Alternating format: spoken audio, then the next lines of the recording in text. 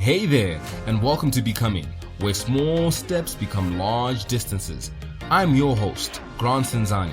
I am an author, speaker, and entrepreneur. At the core, however, I am blessed and an absolute enthusiast in seeing ordinary people become great, which is why this show was made. This show is about how you can grow from who you are, from where you are, and with what you have into becoming and having more by taking small steps daily that eventually become large distances. So join me and some guests who are ordinary people just like you and I, taking small steps to cover great distances to their destination of becoming. Today's guest is soon to qualify as a chartered accountant. She is the co-founder of .Depth. She's also a product of hard work and tenacity. She's a natural-born leader and entrepreneur. Her calling is the empowerment of African youth through education and personal development. A fierce and generous spirit, she is a force to definitely reckon with. Ladies and gentlemen, please welcome Ofentse Makonya. Hi everybody. Thank you, Grant, for welcoming me to your community and for teasing that I would come. So thank you. That was a good baiting. You baited me properly. Here I am, and I'm looking forward to it too. So just a quick one. When it comes to you as an individual, what would you say is the superpower of yours? Oh, my superpower is speaking greatness into people's lives when I see it. I think the world is like hyper conscious of being critical with each other. Like you could see someone and have 5 negative things to say. Oh, I don't like the outfit. Oh, he speaks too loud. She's too this, she's too that. But when it comes to seeing greatness in people, you could see it, but then you keep that a secret. And I think that's a selfish thing to do in a world that needs more of that. So I think I do that really well, and people are always like shocked to receive it. But I think we should kind of be more comfortable doing that to each other, for each other. I like that. And tell me, when was the first time you realized that, hey, this is a gifting of yours? When actually, this was early on in high school, actually. I think this could have been grade 9, so I would have been 15 or so. Mm-hmm. And I had a close friend of mine tell me that whenever she thinks of taking a taxi ride home, she wants to take it with me because of how she feels around me, that I make her feel like she could be anything, like nothing is impossible, that every lost dream that she has is valid. And I mean, obviously at 15, it's not like we were articulate in anything that we were saying particularly, but I think it's being around people and allowing them to be like every part of who they are and not really cutting any bit of them off and accepting them as they are. So yeah, I would say around 15 then. Great. And any success stories that you want to share with the audience? Oh, he's asking for my resume, you guys. Nothing too grand, but I think when I look at even my younger cousins and they'll like send me text messages to be like, wow, you told me I could do this when I was a little girl and I didn't think I could. And I'm on the other side of having completed my degree. So thank you. And I think it's those little things. It's the times when you want to give up and you remember someone saying that they believe in you and you don't. So I think a few of those then. I've had a few of those. One of the podcasts I was listening to this morning was just around how we ought to greet the world with kindness. And I think that is certainly a lot of kindness, allowing people to still know that their dreams are valid because they really are. Mm-hmm. And living a life that allows us to be comfortable enough to say, hey, I want to become a better version of myself. So well done. Thank you, Garn. And I think also being brave enough to do it so they know that there's an example, i.e. having enough courage to go for your own dreams. So when people are looking around and saying, I haven't seen someone do it, they'll be like, okay, well, I think Ofentse is kind of trying. Let's see what she's doing. So almost being the forerunner. Yeah, and that's not easy. That's not easy. No, not at all. I've got my own stories concerning that, but today's about you, so I'll just keep to that. I'll be very nice. And just he's being selfish. He's being selfish. Who would you say around you, because we're not raised into becoming better versions of ourselves without having somebody that's around us that was probably speaking life into our dreams and our ambitions and so forth. Who was that person for you? I think this is twofold. I feel everyone feels pressure to say their mom in this moment. Unless your mother listens to this and be very dissatisfied.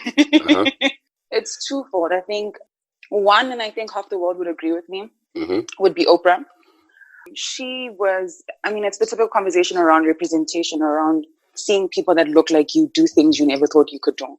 Yeah. And so like coming home, because Oprah used to play like when I was in primary school and high school, I think she played around 4:30 every afternoon. And so sitting in front of the TV and watching this Black woman either surprise people with cards or have deep like conversations with Richard Branson, or like all of these different things that she would do. I was just like, wow, okay, she looks like me. I mean, I'm a bit like her.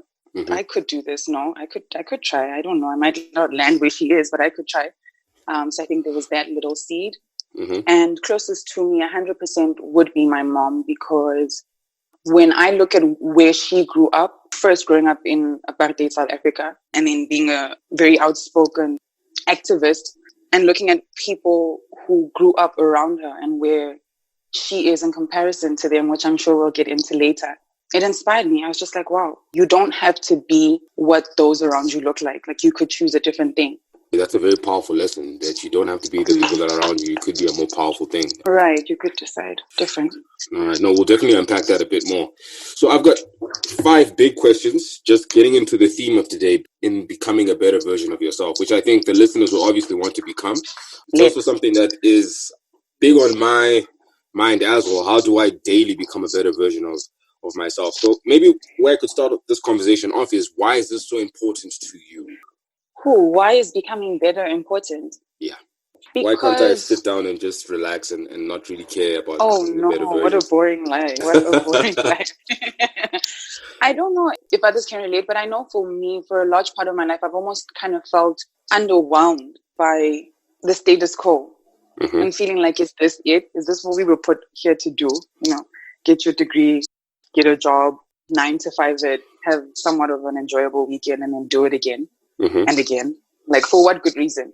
I think a big part of me has always been a girl who wanted a bit of adventure, who kind of believed that there's more out there. And I think core to my wanting to be better, wanting to be more, is believing that there has to be something bigger. And I'm convinced that there is. When I look at people around me, people who aren't necessarily around me physically, but the people who have come to be a part of my community, I'm convinced that there's more. And so I'm on the search. Okay, let's get into these 5 questions then. And to the audience, the 5 questions stem from my first book, When the Golden Goose Doesn't Lay Eggs, Lessons on Fulfilling Your Potential, which is really part and parcel of a result when we begin to start going towards the journey of becoming a better version of ourselves. So the first question that we ask around that, this thing called the Rings of Insight, is, what do I want? And in this case, we want a better version of ourselves, right? Right. The next question, why do we want this? I know you alluded to it beforehand, but apart from understanding that obviously you have the capabilities, why else would we want to achieve a better version of ourselves? I think what's a also interesting question is, what happens when we don't? Okay. Yeah. And I guess I'll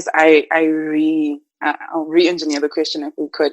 Go ahead. I got to a place, actually, because I started working not so long ago, I'd say about 3 years ago now. And I would come home drunk, and I felt dead inside. I was just like, this can't possibly be it. And I wasn't sure if everyone else around me was faking being happy with this life.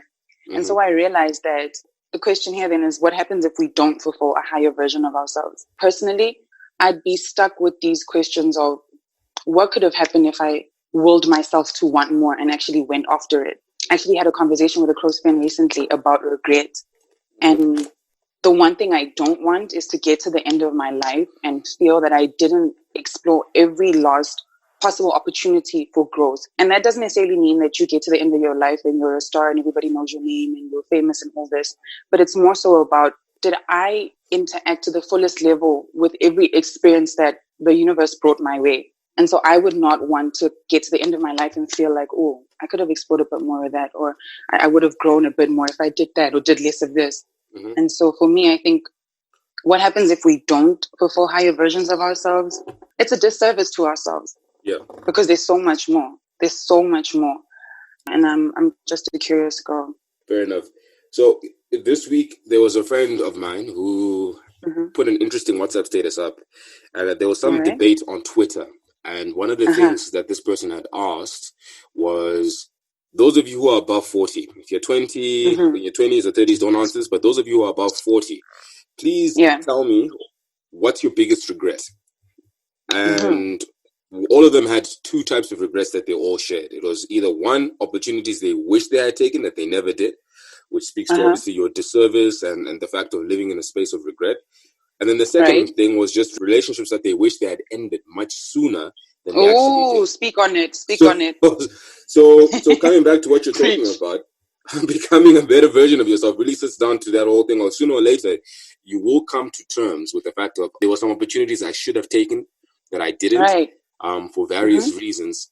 So the sooner you get started on that journey as you put across, definitely the better. And in fact, Grant, I think that question is an even heavier one of regret, if depending on what type of person you are. And I'm the type that really chooses to hold myself accountable for everything that happens in my life. That is not to say that I blame myself, because sometimes things happen in your life and you have no control over them. But I do hold myself accountable to whatever extent I'm able to control my circumstances.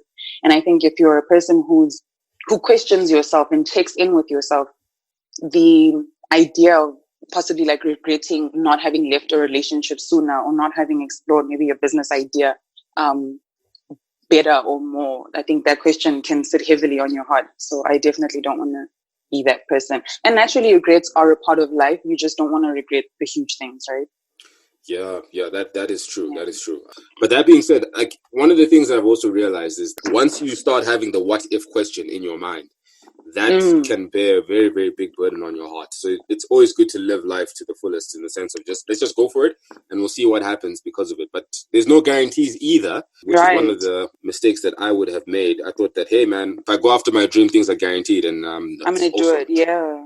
I mean, it's the whole adage of you miss 100% of the shots that you don't take. Yes. Right?